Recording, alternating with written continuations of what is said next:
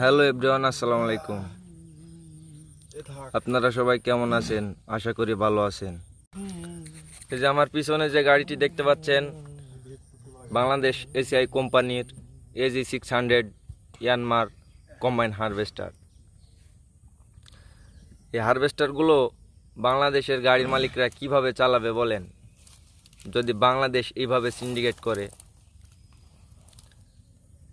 একটি চেন বা একটি কাউলার যদি এইরকম অধিক দামে মনে করেন যে আমাদের ক্রয় করা লাগে, তাহলে একটি গাড়ি ফুল যেই পরিমাণে চেন, ফিঙ্গার, বেল্ট, বেয়ারিং আছে, এগুলো আমরা কিভাবে বদলাবো? যেই কারণে মনে করেন যে অতিরিক্ত ডিস্টার্ব দেয় মাঠে এসে। যদি সারাদিন একদিনে 20 বিঘা জমি কাটি, তারপরের দিন দেখা যাচ্ছে 20 বিঘাতে যেই টাকা লাভ হয়েছে তার অর্ধেক টাকা পার্স কিনতে যেয়ে শেষ। এইভাবে যদি মনে করেন গাড়ি চালানো লাগে, তাহলে কিভাবে জীবন বাঁচবে একটি গাড়ির মালিকের?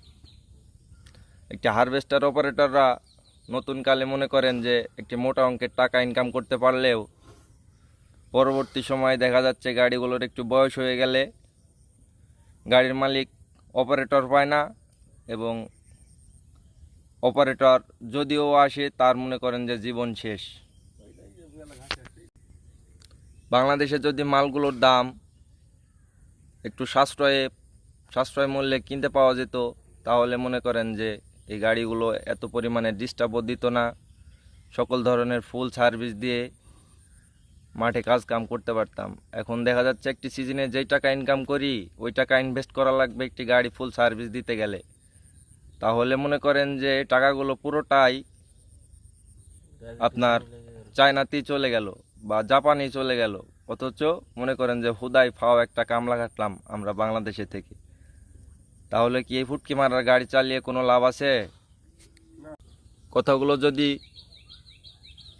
কারোর গায়ে লাগে তো ক্ষমার দৃষ্টিতে দেখবেন, এবং আমার ভিডিওগুলো ভালো লাগলে সাবস্ক্রাইব করে দেবেন চ্যানেলটি।